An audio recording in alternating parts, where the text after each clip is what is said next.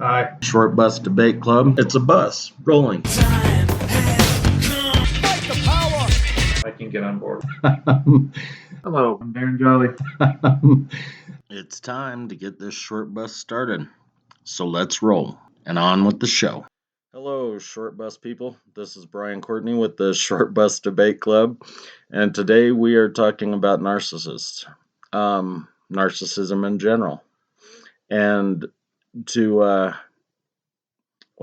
don't really want to introduce him because he's not as important as me.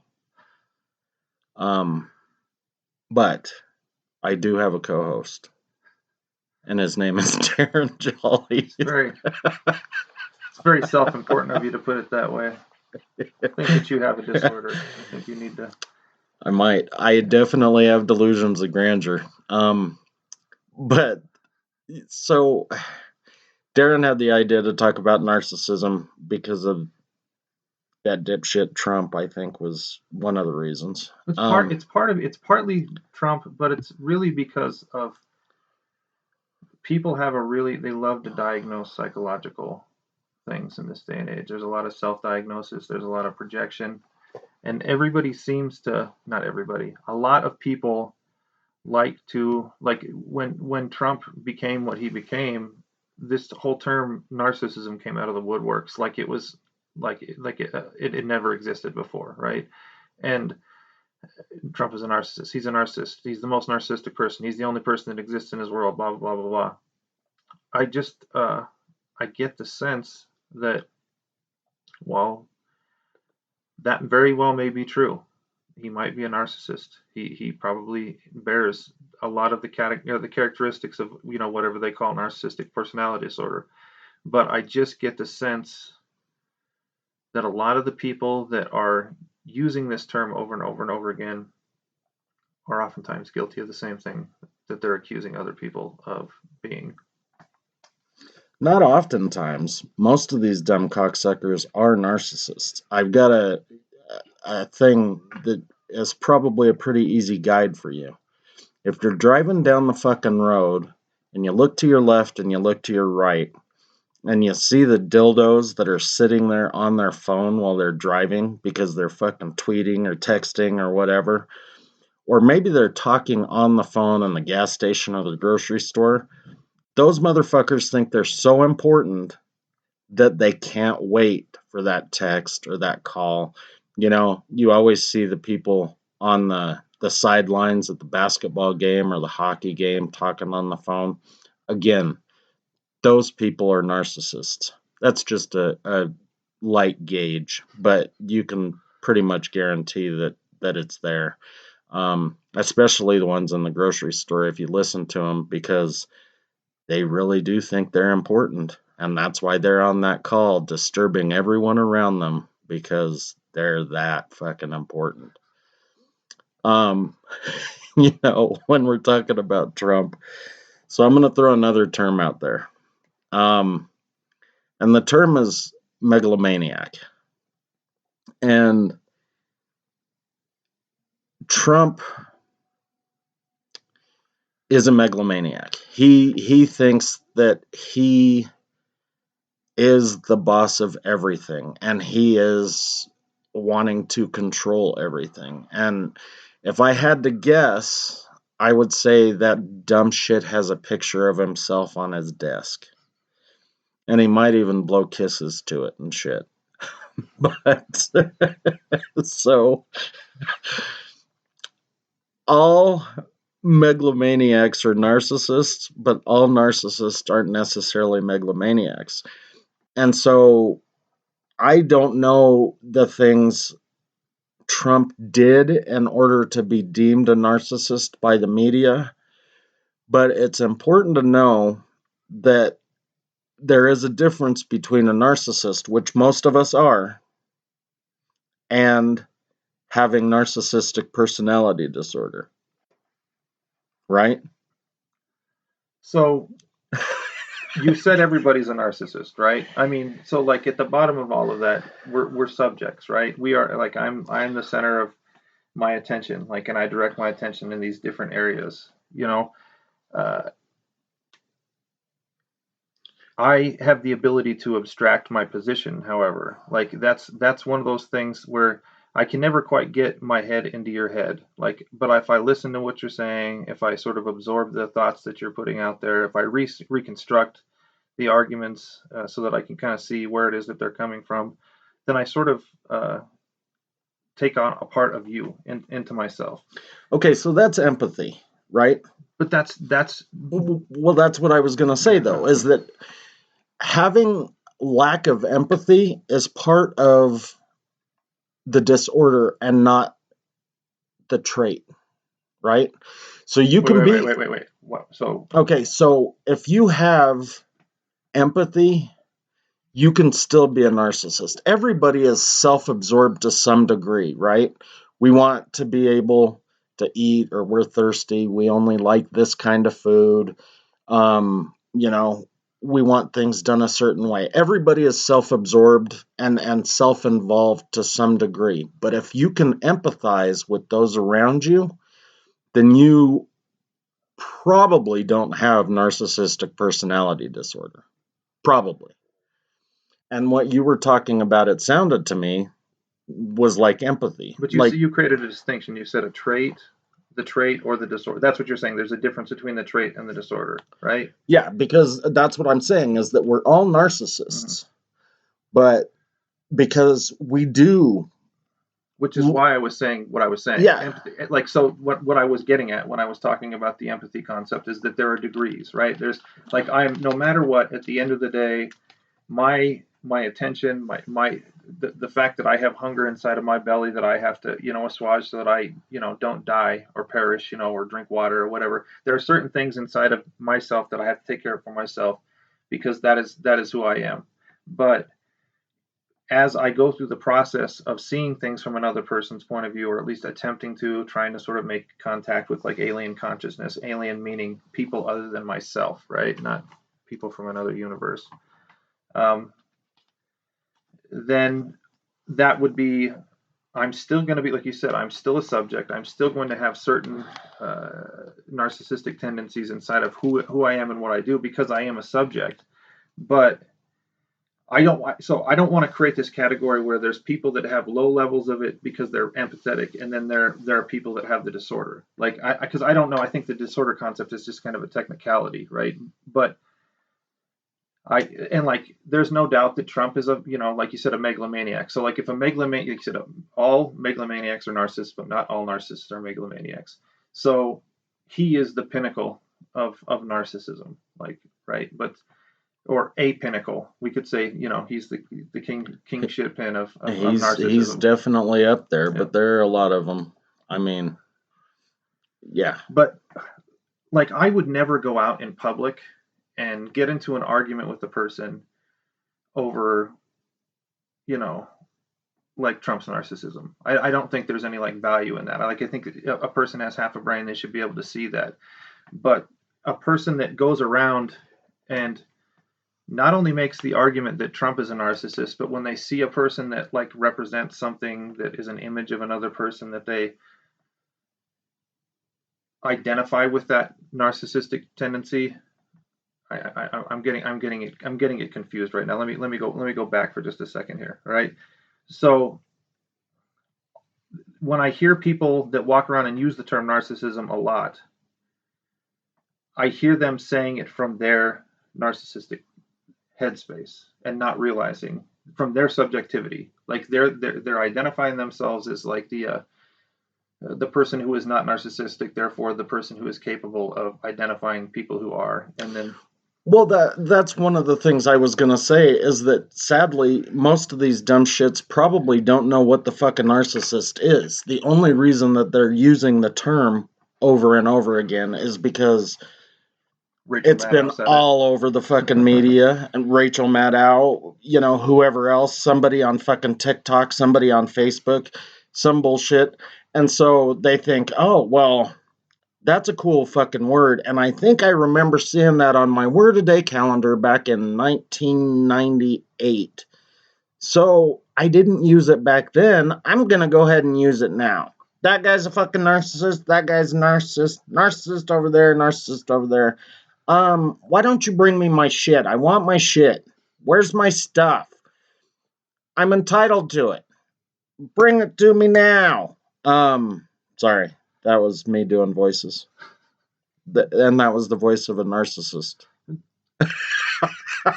But a lot of those people, it isn't just because they looked at their stupid calendar from 1998. No. It's a moral superiority position, that I hear out of people a lot of time. Where and this standing above someone and looking down their nose, you're a narcissist. We have a problem with that, where people do that. They look down their nose and they parrot something someone else said, even though they don't understand what the fuck it is they're talking about. In this case, it's narcissism. I know I've heard the word multiple times just in the last couple of weeks. It's been nice. And I am admittedly a narcissist, and I do have a couple of traits of the disorder. One, I do have delusions of grandeur. I think I am supposed to be much more than I am right now. But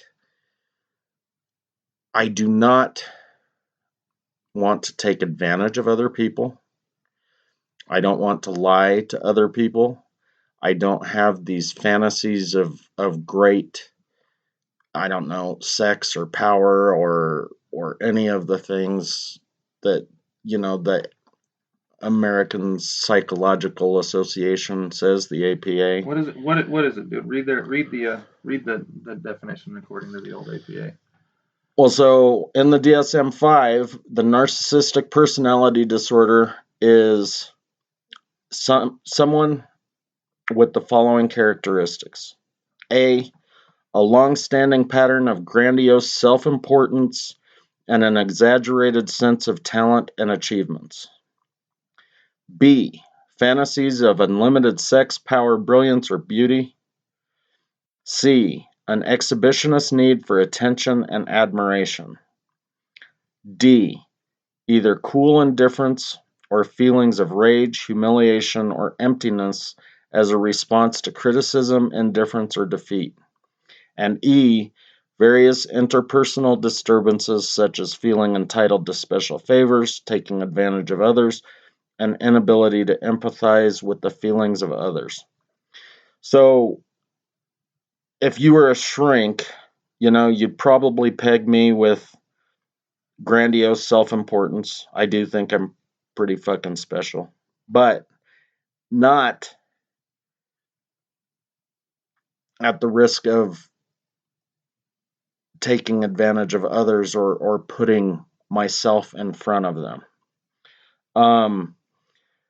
The exaggerated sense of talent and achievements, well, that's still part of A.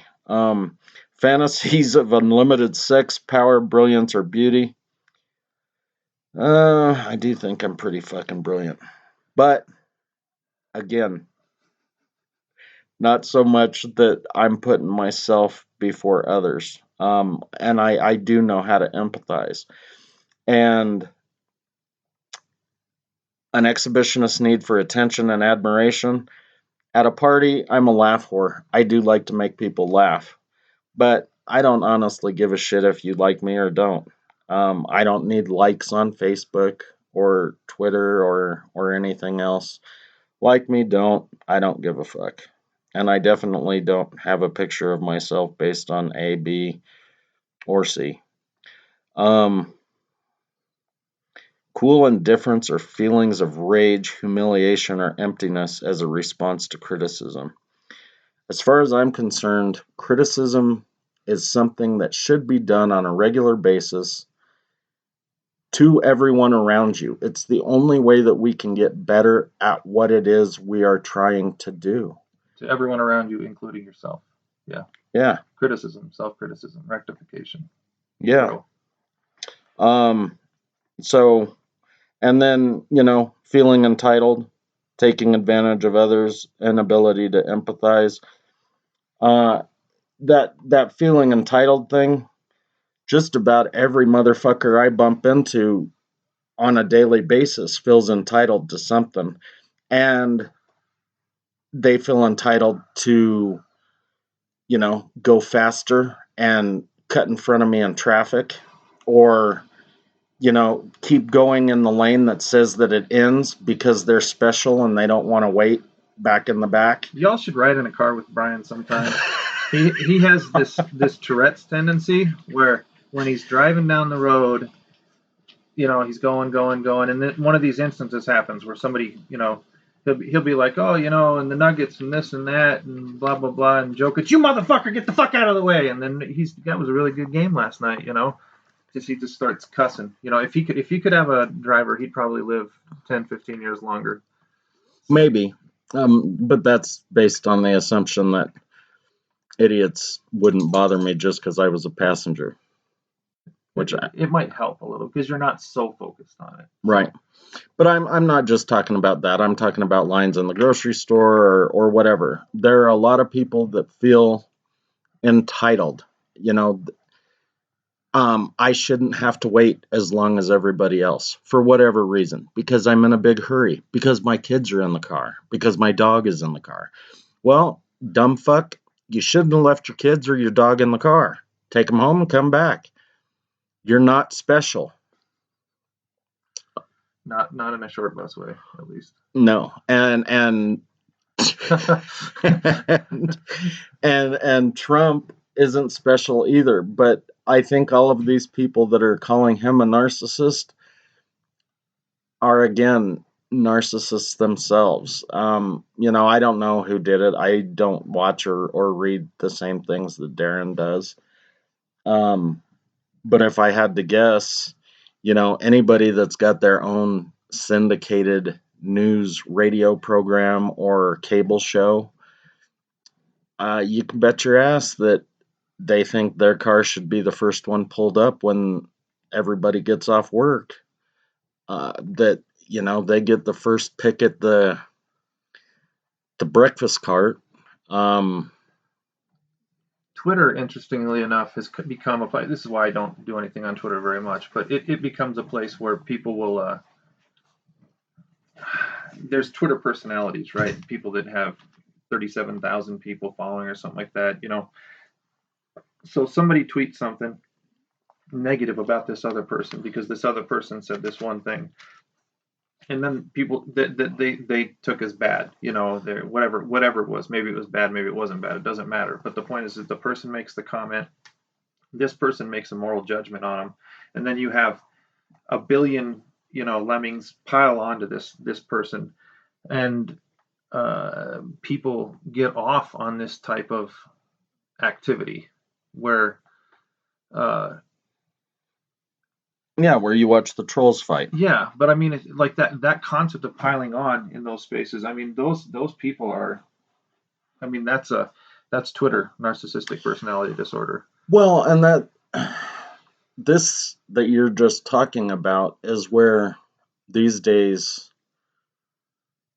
it doesn't matter who, if you were famous and you did something wrong or you were accused of doing something wrong, then your trial is basically on social media and in the media in general. Yeah, right. Yeah. And these are things that kind of bother me because none of these people who now feel entitled to give their opinion on whether or not he's guilty or she's guilty or innocent or whatever, they weren't there. They don't know. They don't know any of the facts in what happened or didn't.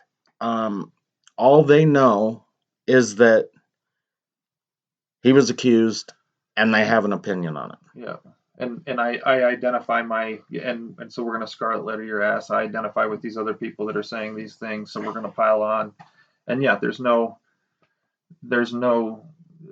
you're the person that initially writes the tweet, and then they're lemmings. They're the judge, jury, and executioner. And people have, like kids, when that kind of stuff happens, I mean, kids kill themselves over shit like that, I mean, because of how brutal that is, because they don't understand a reality outside of the public execution, the Twitter public execution reality. Well, and I don't know. I mean, if that ever happened to me, maybe I'd kill myself. I don't know, because I just don't ever see you liking caring that much about Twitter, dude. No, but it's gotten so fucking bad. I mean, they're compromising jury pools and What do you mean? stuff like that, because it's so bad. So somebody's accused, somebody's charged. You mean in real crimes? Okay. And yeah, in real life.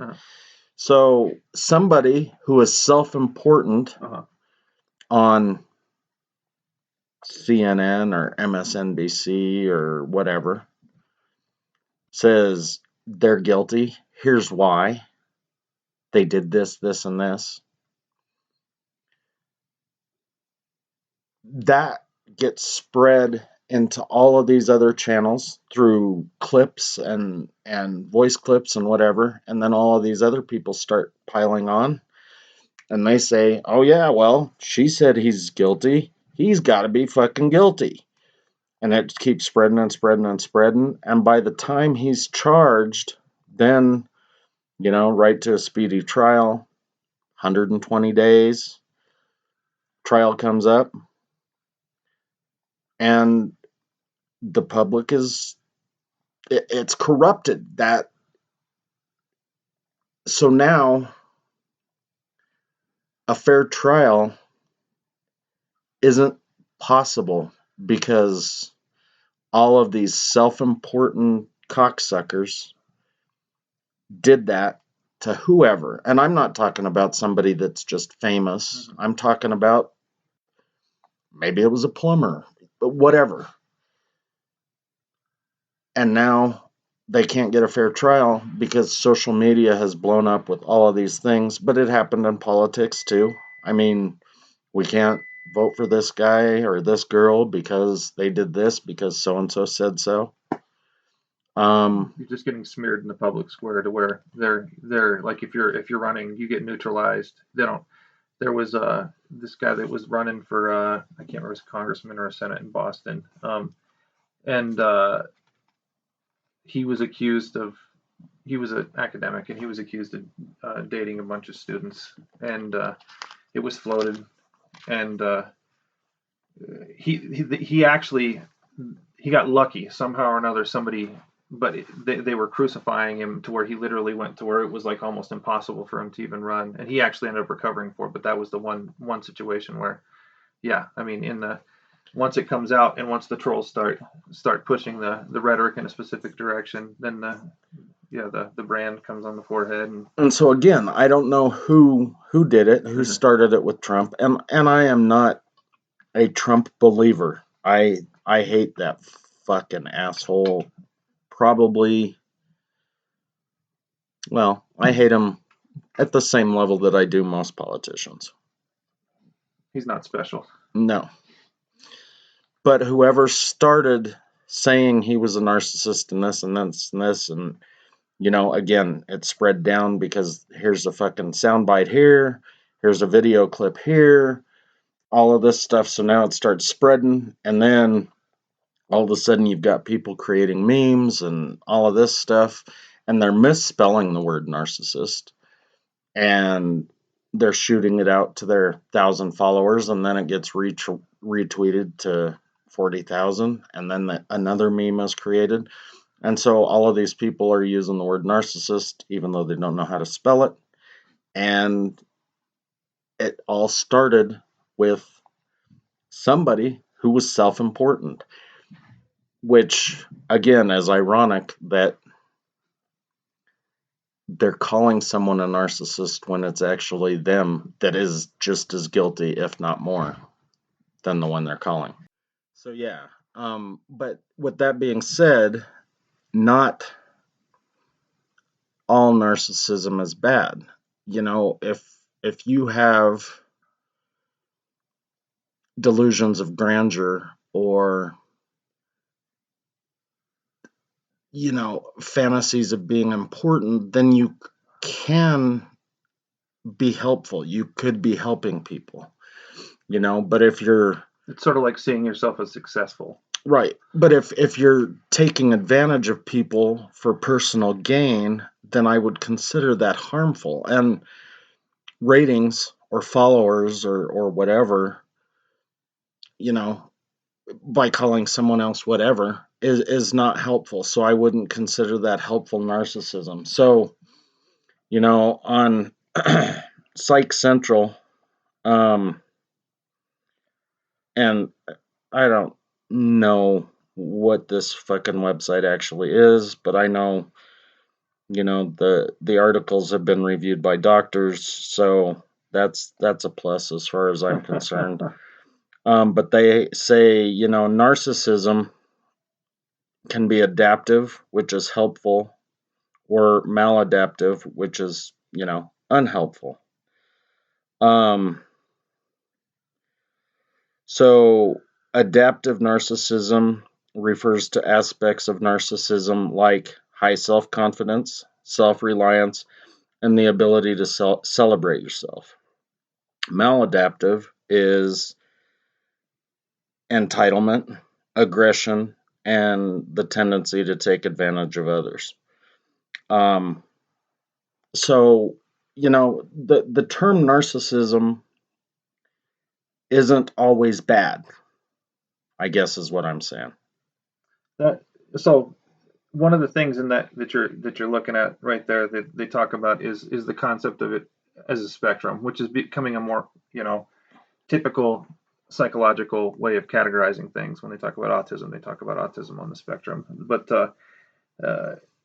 in this context, so then what's the dividing line, right? Where so like for instance, I had interactions with this one person for a long time in my life, and I found out that they uh, secretly resented me for a long time. So they sort of staged this incident where they identified me as something.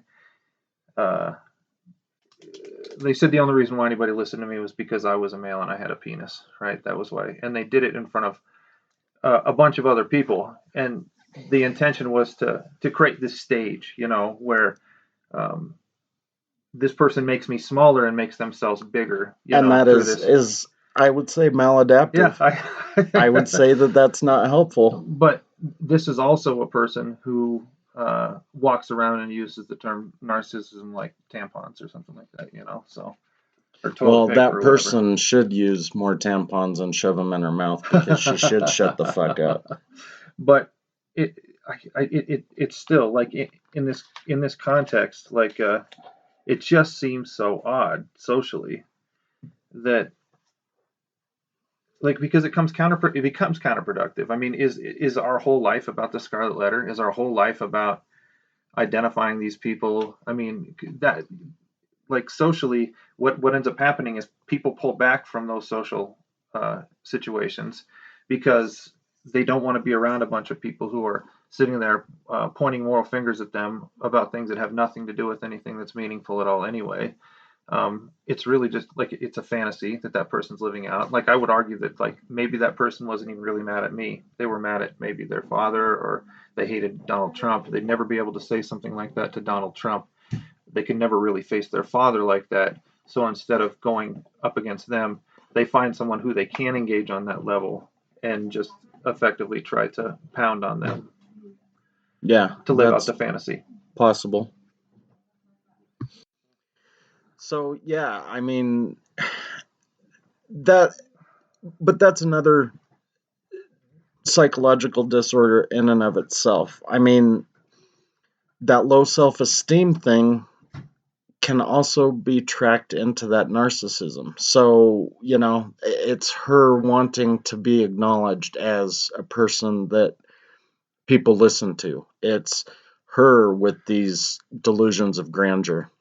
And when you have to make somebody smaller to get your way or to get you to shut up or leave the room so that people actually listen to her, that's not healthy, dude. And I know I've left several. I wouldn't not political in the way like somebody running for office for a municipality or a county, but more like really local political stuff like HOAs and things like that. I've left more than one meeting because there's always someone that doesn't want to give, that it's their way or the highway.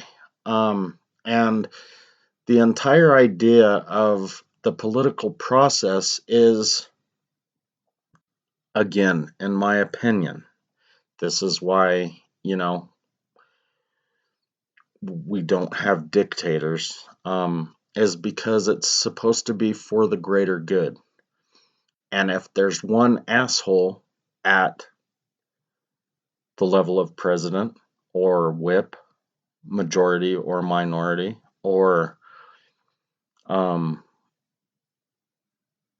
president of an HOA or whatever the case is, and they don't give because it's not in their benefit, then it's no longer for the greater good. But they're not giving because it's not in their benefit. They're not giving because they have a fucking psychosis in most instances. I mean, they just don't know how to be in a relationship with other people. Yes and no. I mean, in the case of the person you're talking about, yes. In the case of the majority whip or the minority whip, maybe not. Maybe it's because they are getting financial gain from it, or So there could be other negative votes or whatever, but they're taking advantage of these people over here so that they get the gain, whether we're talking about attention or monetary or power or whatever. I mean, that shift where these people don't matter because it's me. Yes, I mean, but that's all what it boils down to, because we're talking about personal gain or power or any of those things still fits into that maladaptive narcissist part. I don't know. It seems like that seems like something different when you're talking about it in the context of a like a political actor that's refusing to give up space or give up ground. Like they're to not give up ground because of a mental disposition is different than not giving up ground because I if I would cede my position in relation to this, then the people who paid for me to get into office aren't going to get what they want out of me. Yes, it is different, but what I'm saying, so I'm following along our premise that everyone is a narcissist, right? So everyone is a narcissist, but not necessarily a megalomaniac. So everyone's a narcissist, but not necessarily a narcissistic personality But disorder. what's motivating that politician at that point in time is not their narcissism. Maybe. Well, but the way that you couched it before, you align their activity more with economic interests or whatever it was that was causing them to make their decision. Right, but personal gain is part of the narcissism thing. But it's personal gain in a context. By taking advantage of others, is what I'm getting through at. your self-identification, though, not just like it seems like an apples and oranges thing. Well, I think we're kind of going to start running around in circles, but all I'm saying is that this person who is a leader may or may not think that they are the superior power, right? Mm-hmm. And they know that they need a resolution to be passed or an amendment, whatever. And if they do, then that makes their name bigger, or they get some sort of financial reward from it or something. So let's say that it's at a small level on a homeowners association. We're going to raise everybody's HOA fees and drop the number of times the trash people come because my bonus is based on 2% of profitability from quarter to quarter. So we raise the rates, we lower services. Now there's more money. I make more money. Anyway, maybe it is just a power thing. Maybe it doesn't have shit to do with narcissism. I'm just saying that it could be both. Well, when you talked about it as a group, when you originally were saying it, you were talking about it as a group dynamic thing. I don't have a problem with that. That makes sense to me. But I think that like when you're talking about narcissists, generally are looking for certain emotional outcomes. Like it's a feeling of self-worth related to not just self-worth. I mean, just an inflated sense of self-worth related to all these things. Like if I'm the leader because I need to feel like I'm the leader, not just, I mean, in this sense, like if I were to look at Donald Trump, there are clear things that like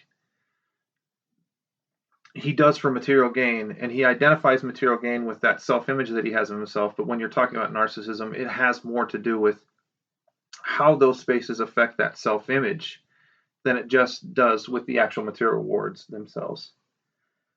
Like in the instance of that person when they said it to me, what they had said, it was about making them feel bigger and somebody else feel smaller.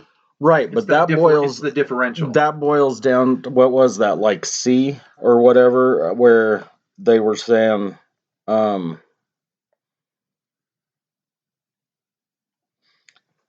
they either cool indifference, feelings of rage, humiliation, emptiness as a response to criticism, indifference, or defeat.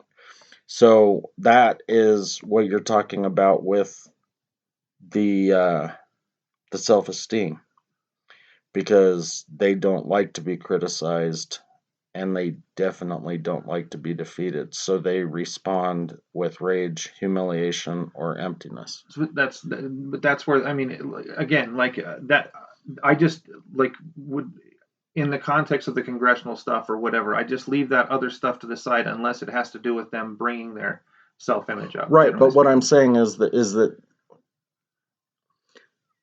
again, we're all narcissists, but we don't necessarily have the personality disorder. The person that you are describing probably has the personality disorder in addition to some other issues. There's one that I saw in that article that was kind of funny. It's called a communal narcissist. Yeah. That one makes me laugh. People with communal narcissism might become easily morally outraged, describe themselves as empathetic and generous, and react strongly to things they see as unfair. So again, it's more about like that's like they feel like they're the savior of, and it's generally white liberals that do that, just to be sure, just in case anybody's confused about that. They think they're the saviors.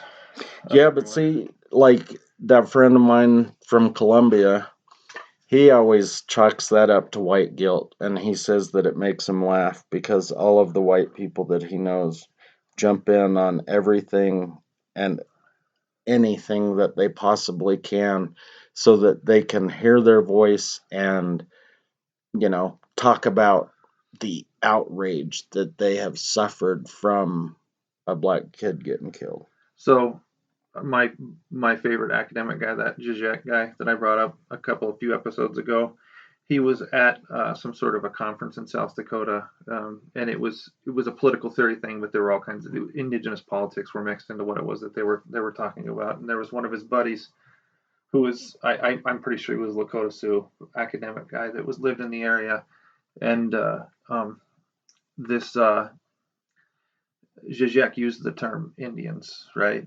And this white liberal gentleman stands up and proceeds to it's Native Americans, and you don't use that term, and blah blah this and blah blah that. And the indigenous fellow who was sitting next to Zizek, who's his buddy, he says, "No, I'd much rather just have him use the term Indians because it reminds me of how fucking stupid white people are." Which and that guy wasn't saying, he's not saying it's my right to speak on behalf of everybody in the world, but fucking hilarious, dude. Yeah. You just totally put that guy in his. There's a lot of that in the world today. You got to speak the right language. You got to say the right words. So. Political correctness has fucked us up beyond all possible repair, as Maybe far as I can we tell. should do one soon on political correctness. That would be a Because I mean, seriously, like, I thought it was funny because I tried to be politically correct. You know, I didn't say, oh, well, it's the black woman over there wearing the purple hat. I would say it's the woman over there wearing the purple hat, right? Because we're supposed to be people. just people. Yeah. And so I thought mistakenly that the census in their terms was politically correct. So black, Hispanic, Asian, yada, yada, yada. Well, the black thing didn't work with the few black people I do know and other black people that I've talked to. They're not particularly fond of black. They don't necessarily like, I mean, black is what they've kind of settled on because they definitely don't like Negro. African American, most of them think I've never fucking been to Africa. You know, I'm not African American. So there's a lot of, I don't want to call it turmoil, but there's some mixed emotions there. Hispanic, you know, I Cubans and Venezuelans hate Colombians. People from the Honduras hate Mexicans. Indigenous are way different than. Yeah, and so when you say this Hispanic thing, a lot of them get pissed because they don't want to be grouped into whatever. In the same way that Latinx has become a category that people, academics use, but generally speaking, people that have been identified by others as Latinx do not identify themselves as Latinx. Right, right. So, I mean, you've got that, but then I thought it was funny because I tried the same thing. I thought, well, with the blacks, it's this way, and with the Hispanics, it's this way, so I'll talk to the Asians. Asians, for some reason, just don't give a fuck. At least the ones I've talked to, which is weird because, you know, China and Japan have been in a fight for fucking hundreds of years. There's a rough history. And Taiwan and China, obviously, and, you know, Thailand and Laos and Vietnam and fuck. So you'd think that some of them would say, well, fuck it, I don't want to be called that. Asian is just a grouping and I'm not them. Mm-hmm. But they don't care. Which is weird. So yeah, maybe we should next week. Let's do Trump and we'll do political correctness. Which I just did fucking 4 minutes of it, but we'll do political correctness and we'll do some other fucking amusing topic next week. Monday, Wednesday, and Friday. We're coming up on 45 now. You got any closing thoughts?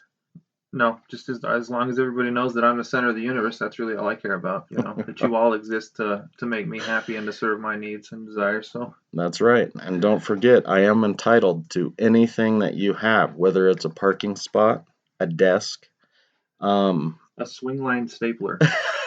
Exactly.